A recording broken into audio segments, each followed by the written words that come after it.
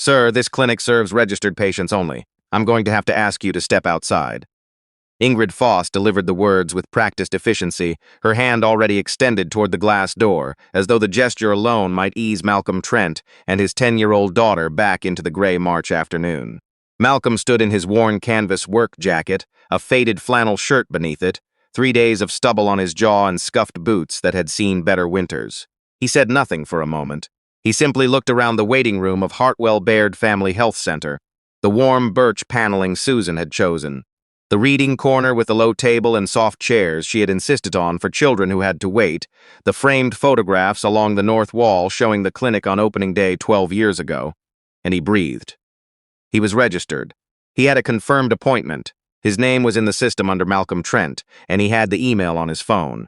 He also owned the building, the medical equipment on every floor, and the operating company that signed every paycheck Ingrid Foss had ever received. His late wife's maiden name, Baird, was still etched in stone outside the door. But Ingrid Foss had no idea who she was talking to, and for the moment, Malcolm had decided that was exactly how it needed to stay. For 6 weeks before that afternoon, he had been reading the same kind of letter in different handwriting. A retired teacher in her 70s described waiting 3 hours past her appointment time, while others in expensive coats were taken through within minutes. A young father on disability support wrote that the front desk had told him the clinic didn't accept his provincial coverage, even though Malcolm knew for a fact that the policy Susan had written into the founding charter required the clinic to accept every form of provincial coverage without exception. A social worker submitted a formal complaint after a teenager she accompanied was told Hartwell-Baird didn't handle that kind of case and was redirected to a public walk-in clinic 12 blocks away in January. Malcolm had passed every concern to Ingrid, who had been managing the clinic for 2 years since Susan died. Each time, Ingrid sent back reports that were immaculate. Patient satisfaction scores in the top percentile, wait times within target, staff retention strong. The numbers were too clean, the language too smooth, and the distance between what the letters described and what the reports claimed was too wide to dismiss. He could have sent an auditor. He could have demanded a formal board review. But Susan had taught him something in the 12 years they had built the clinic together. Numbers could be arranged to say almost anything.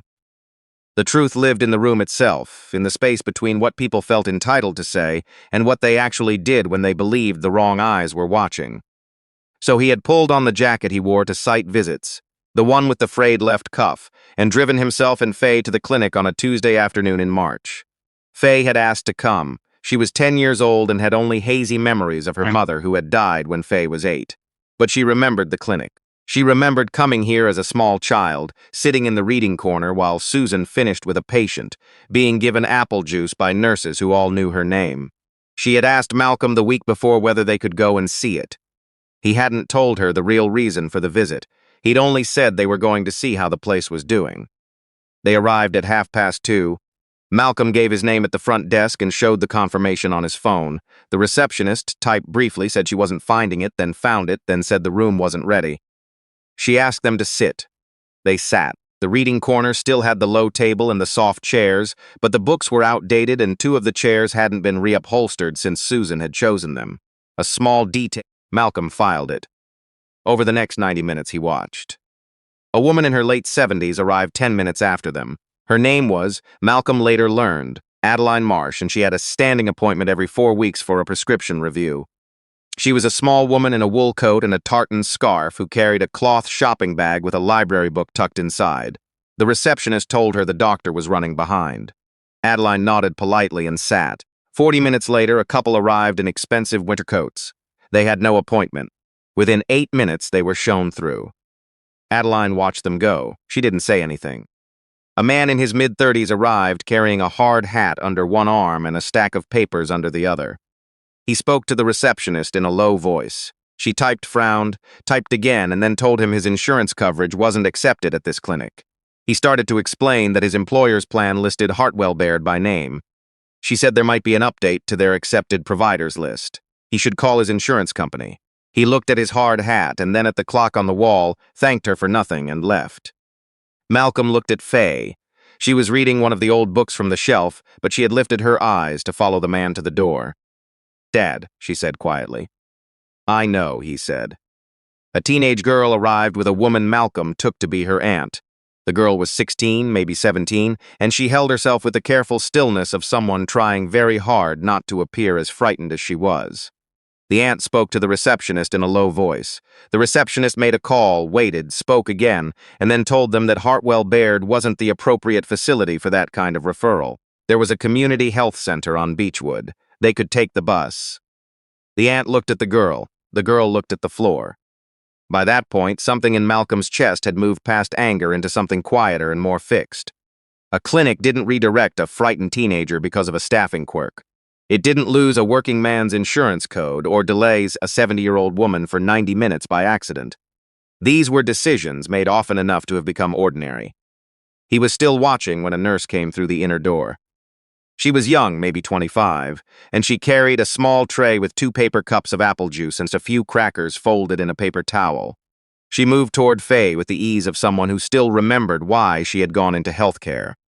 "You've been here a while," she said to Faye. "I thought you might be hungry." Faye smiled and reached for a cup. Ingrid Foss came around the corner before the girl's fingers closed around it. She was a tall woman in a dark blazer and a lanyard that read Director. She looked at the tray, then at the nurse, and her expression didn't change in any obvious way. She simply said, in the tone of someone making a note, that clinic refreshments were reserved for staff and were not to be distributed to the waiting area without authorization. The nurse's name was Delia Graham. She held the tray and looked at Faye, still smiling, and then at Ingrid. "She's been waiting a long time," Delia said. "That's not the relevant consideration," Ingrid replied. "Please return to your station." Delia looked at Malcolm. He gave her the smallest nod. She set one of the cups quietly on the chair beside Faye, as if she hadn't quite decided yet whether she was doing it, and walked back through the door. Ingrid watched her go. Then she looked at Malcolm for the first time with real attention, at the canvas jacket, the boots, the 3 days of stubble, and she said, "Sir, this clinic serves registered patients only. I'm going to have to ask you to step outside." Malcolm kept his voice even. "I have an appointment at 2:30. I've been told there's some confusion about your booking. I have a confirmation on my phone. I've been here for 90 minutes. Ingrid's expression settled into something that wasn't quite sympathy and wasn't quite impatience, but lived in the territory between them. "These things do happen with the system. You'd be better served by a walk-in clinic. There's one on Elgin that doesn't require a prior file." "My file is here," Malcolm said. "It's been here for 12 years. Something flickered across Ingrid's face and disappeared. She said she would pass a message to the medical director. Dr. Philip Stroud arrived 15 minutes later. He was a lean man in his early 50s in a pressed shirt and a good watch, and he moved with the confidence of someone who had never once been asked to explain himself in a room like this one. He looked at Malcolm with the same calculation Ingrid had used and reached his conclusion faster. "Mr. Trent," he said, "I understand there's been some difficulty with the booking.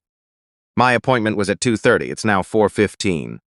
Dr. Stroud glanced at Faye, then back at Malcolm, and spoke in the careful, slightly softened register that Malcolm recognized as the tone people used when they wanted to appear generous without being accountable. "I want to be straightforward with you. The kind of general consultation you're looking for would honestly be better handled somewhere with more capacity for walk-in assessments."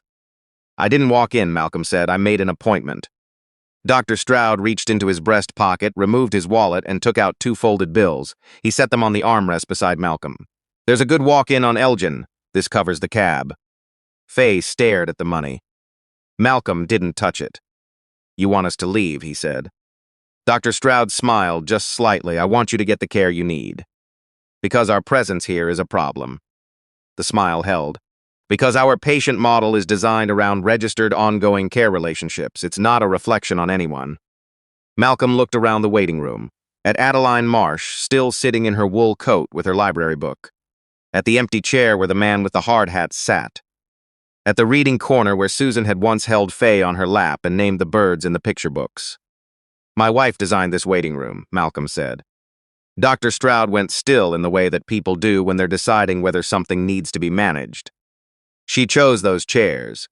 She chose the birch for the walls because she said hospitals were too gray and patients were already frightened when they arrived. She wrote the charter that says this clinic accepts every form of provincial coverage and operates a sliding scale fee structure for patients who need it." Malcolm's voice stayed level. "I'd like to know what happened to that policy."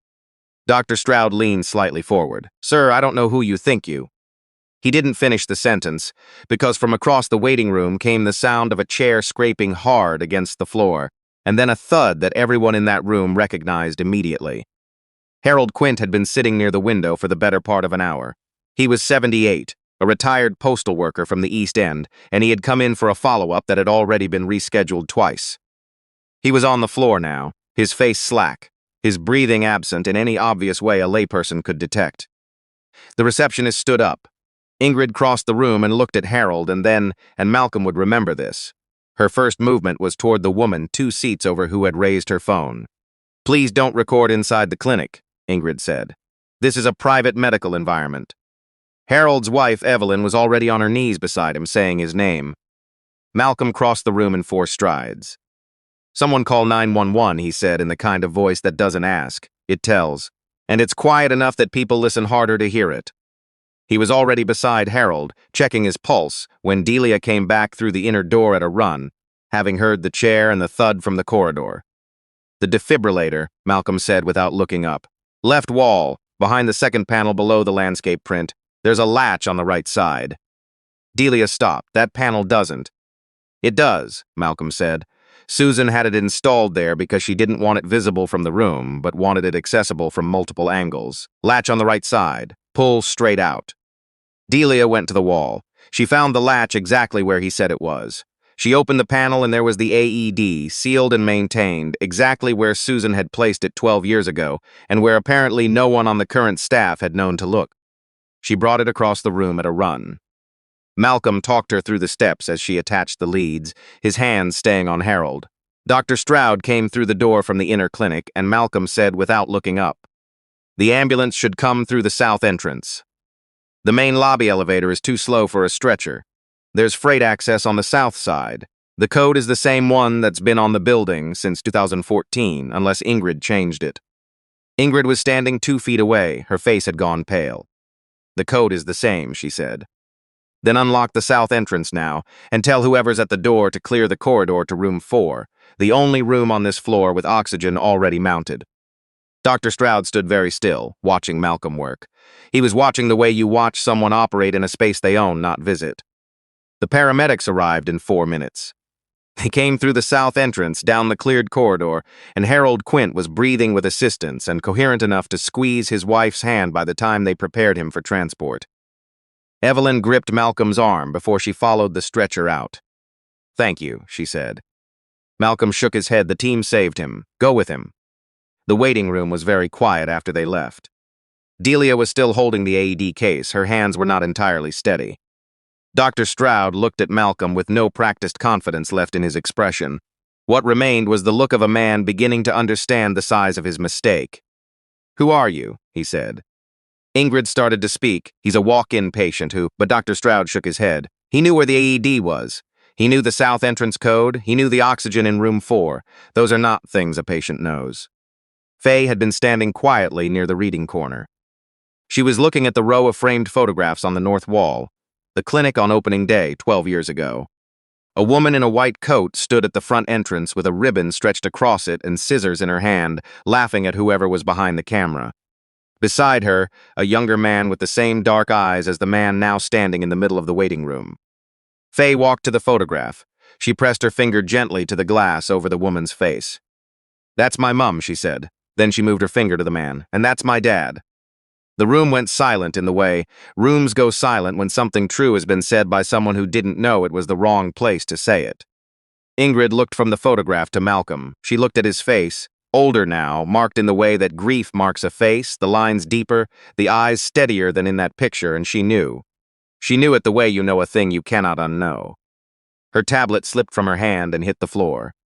The glass door at the entrance opened, and Laura Penn walked in with 4 members of the Trent Health Group's operations and compliance team.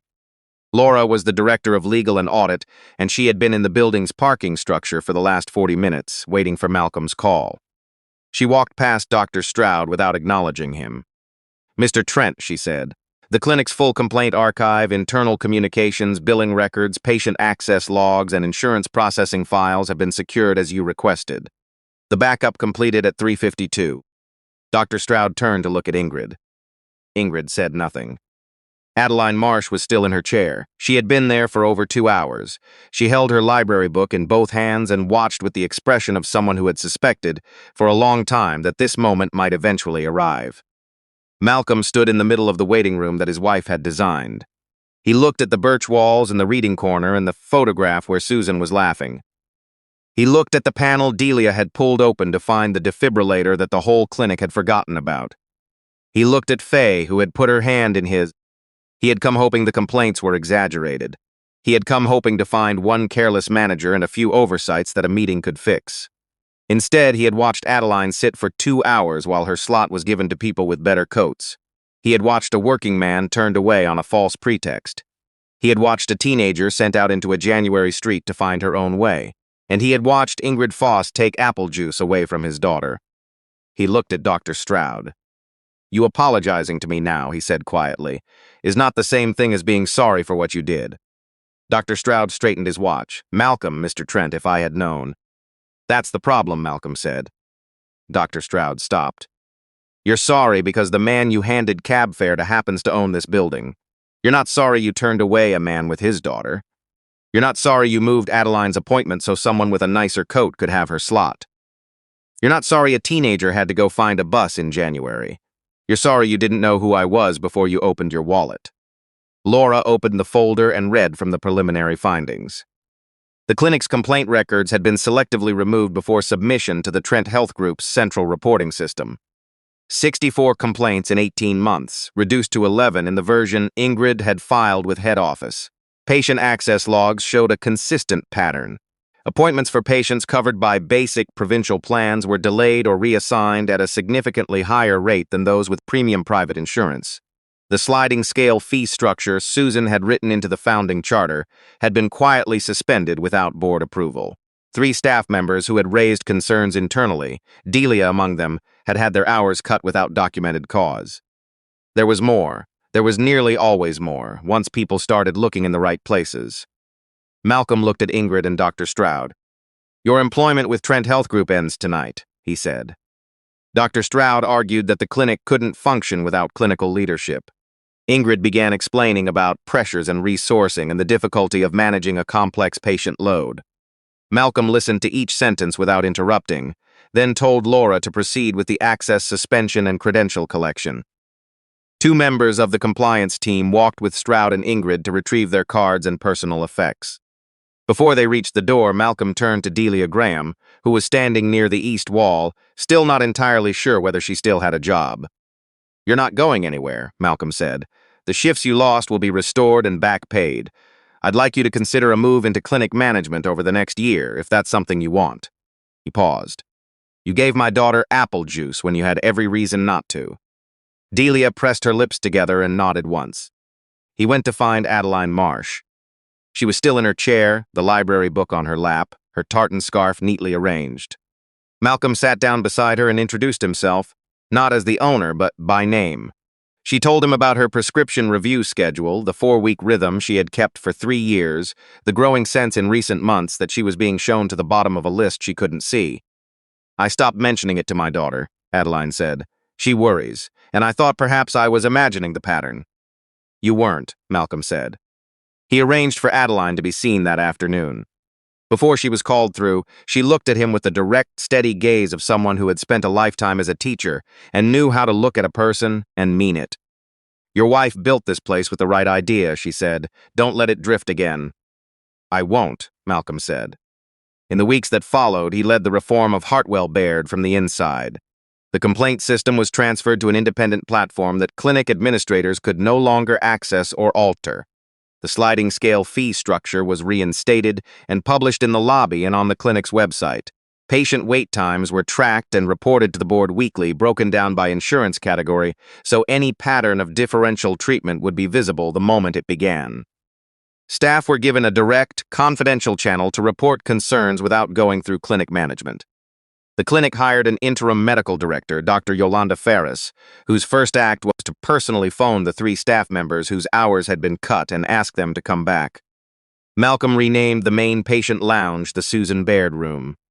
A small bronze plaque went on the wall beside the door. Faye asked to come the day it was installed. She stood in front of it for a long time without speaking, and then she reached up and touched the letters of her mother's name with the tips of her fingers. A year later, Malcolm was a regular presence at the clinic. Not in a boardroom, but in the building. Talking to patients in the waiting area, checking in with reception, sitting in on the monthly staff feedback sessions that Delia, now assistant director, ran with a thoroughness that would have made Susan smile.